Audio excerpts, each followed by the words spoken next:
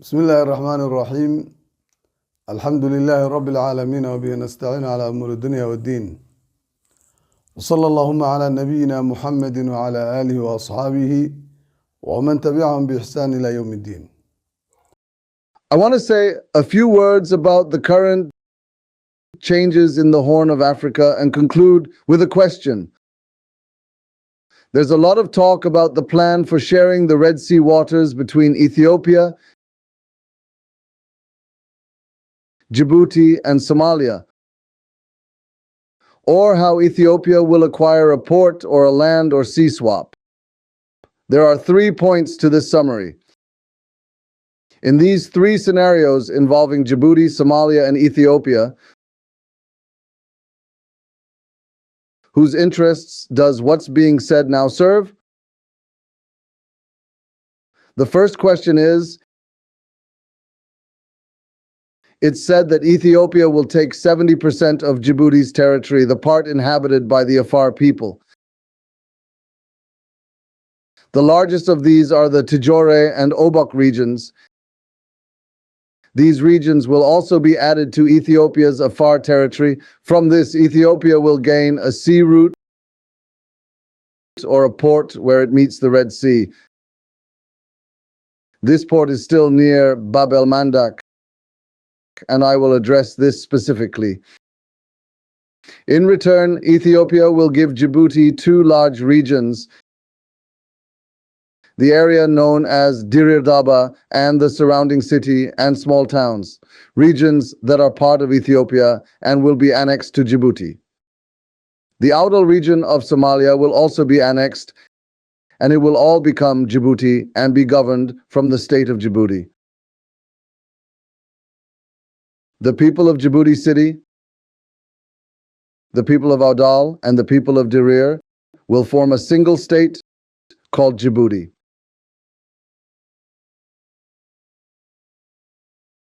It is said that a land and sea swap is taking place. What are the reasons for this? It is said that they fear the Ethiopians will invade Djibouti and seize the land by force. This was done to prevent that. Some say no, that Ismail Omar Gelen is an intermediary, wanting to overthrow the Afars in power and retain the Izalari community, which he can control. And also the Samaruns, another minority community in that region, and a representative is given to the Awdal region. This is to reduce the burden on the Afars. Then we need to ask this question. The economic backbone of Djibouti is the Djibouti port. أما waxaa la yidhaha نقطة الاقتصاد. Who imported goods through the Djibouti port? 80 to 85% were Ethiopians. If Ethiopia gets a port in Obok, then this is over, because they will no longer import anything from Somalia. Countries dependent on Ethiopia, like South Sudan, will import goods from Ethiopia. Their goods will come from Ethiopia. What is Djibouti's interest? That's the question that needs to be asked. If such a thing exists, what is its interest? Also, 2/3 of Dir Dabi are settled, and there are now more Oromos and Amhars living there than Somalis, as we've heard. And they don't want to be included in Djibouti. What's the plan? After signing the agreement, after the 2 flags are raised, the people of Dirir will revolt and create a counter-revolution against the Djiboutians, and then the land and the port will be lost. This is a blatant betrayal planned by this man named Abiy. Who is behind this program? Somalis were also involved. Hassan Sheikh was there. I think Hassan Sheikh signed it through Awdal. What is his interest in this? There is something in this. It is said that Ogadennia, which is Western Somali territory, will be reincorporated into Somalia, and a greater Somalia will be established. This is a fantasy that would never be expected from Ethiopia. There are 3 things that make this impossible. I'll tell you about that later. But let's get back to the program of Ismail Umar Gil and Abiy. They sold land and ports to each other. But the ports on which Djibouti's economy depends are gone. What they rely on are the bases in Djibouti, which collect money from Western and European countries like the US and China. But if Obok is captured, the bases can be moved to Ethiopia if desired, and they will no longer receive the money from there. Then only Dikil, Ali Sabiks, and a so-called Isa clan will remain in Djibouti, and Isa from the city and Dirirdaba region who may have different ideas, and Isa from Somalia, Layo Adi, and Zaylak. The question is, can all this fill the position of a powerful country? Dirirdaba is an independent state. Its name is Kili, and it has refused to be included in Somalia. Do you think Djibouti will now be given to it as a gift? Not expected. Now let's move on to Somalia. The Somali Republic under Hassan Sheikh is also divided, and they don't want each other. Puntland and Hassan Sheikh don't think the same way today. Jubaland and Hassan Sheikh have no relationship today. Many people in the region known as free are divided. When places like Jigjiga, Godday, Kabridahre and Shilawo, Ime, Moyale and Degaxbur are included in Somalia. Do you think that the place where thousands of Ethiopians were killed yesterday, the place that Somalia refuses to give as a gift today, will be accepted with Abiy's signature? That's just a fantasy. Forget about this large piece of land known as the Somali West or Ogadennia region, which the British gave to Ethiopia in 1948 and which was given to the Ethiopian government by the Haile Selassie regime. We're not even allowed to consider the 46,000 square miles of land known as the reserve area, stretching from Somaliland to Puntland, that the British wanted to give when they liberated Somaliland in 1960. Even that land won't be given to the Somalis.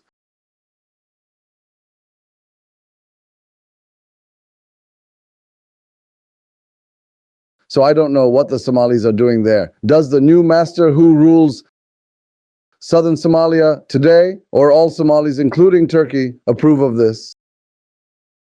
Does Turkey approve of this? Because Bab el-Madaq is where Djibouti is now located, and the area directly opposite Djibouti is the land inhabited by the people known as Afarta. If this happens and Abiy takes it, these are the lands that will now be seized. So Abiy will be the leader of Africa on the Bab el-Madaq side and the leader of the Arabian Peninsula on the Yemen side. This small canal is 16 miles or 32 kilometers long. 12 or 14% of the world economy passes through here. The Suez Canal and the Red Sea are on both sides. The Suez Canal is in the north, the Red Sea in the south. It's not a canal, it's a narrow passage.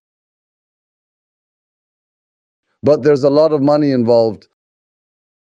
The Red Sea is there, and it's 1,200 miles wide, 1,200 miles. If Ethiopia gets involved in this crucial canal, Israel will gain a significant base in the Red Sea. Israel's right hand in Africa. This program could also create problems for Egypt, Saudi Arabia, Yemen, and Turkey. And they're all trying to avoid Israeli expansion.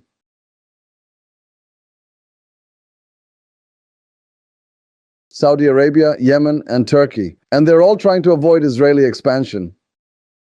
Ethiopia acts like it's independent, but its program is clear. It says we'll exchange land for money or land for land. When Abiy was speaking, he said they have the most famous plan in Africa, ready to give double the share to anyone who signs an agreement with us. I don't know if Ismail Omar Gele and Hassan Sheikh Mohammed are Somali representatives who are aware of this plan,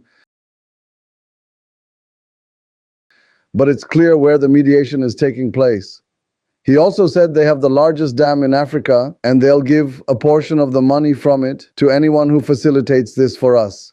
He said this in front of his own parliament. He said he would threaten if this wasn't done.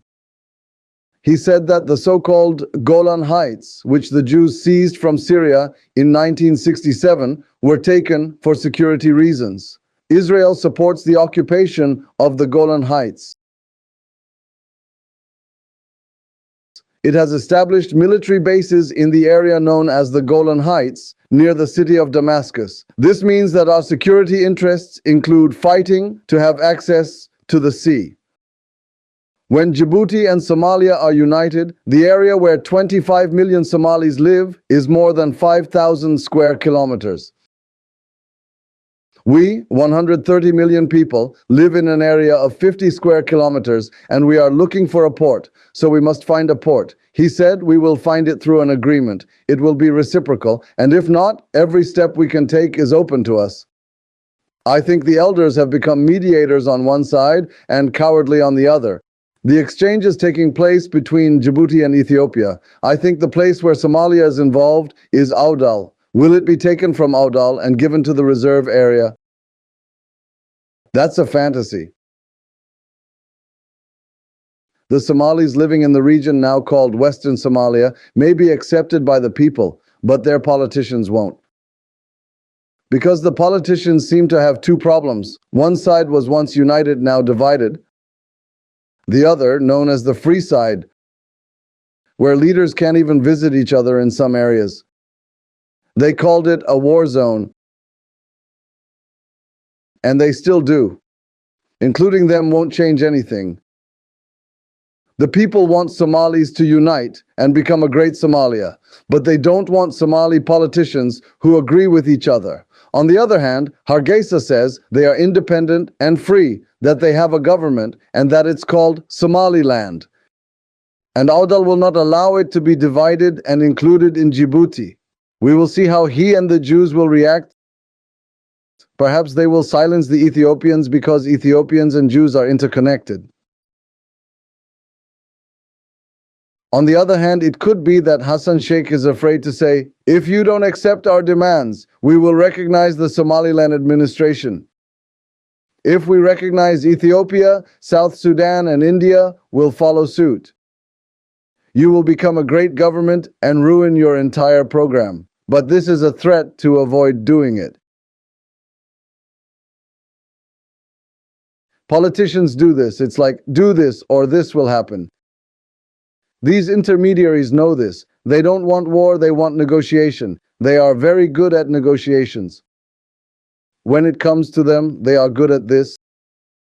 They are not interested in nationalism, power, and the like. Hassan Sheikh Mohammed already went to Jijiga and said that this is Ethiopian territory. He had accepted this during his previous Somali presidency as well. However, it is also possible that he is cornered. And it's possible he agreed, saying, take what you want, divide it in Audal, don't interfere with me, don't support opposition against me. Turkey was sent to him, and he was told to remain silent so that Turkey wouldn't provoke us. I made a deal with this man and draw borders in the south and north, but leave his port to him and leave a part of Obok to him. If the Saudis, Yemenis, and Egyptians accept it, I don't think they will. This program is being managed by Ismail Omar Gele and Abiy. Somalia was included. Hassan Sheikh was only added to the meeting, but his position doesn't matter. Who came up with this idea? I don't know who came up with it, but it's an idea being worked on by many intermediaries, keeping the Afars on one side and the Isalari on the other. And the port given to Ethiopia belongs to Ethiopia, and Ethiopia benefits from it. For the Djiboutians, especially the Isalari, it has no benefit whatsoever, because the people were already united, and Djibouti, Ali Sabi, and Aisha were never separated. However, the Afar lands, a large territory they controlled, are being annexed by Ethiopia, and Ethiopia is gaining a major port. Therefore, the Djiboutians will no longer need their ports. That's all for now. This agreement benefits Ethiopia 100%. And if what is said is true, other countries in the region are losing. There may be other hidden agendas. جزاكم الله خيرا.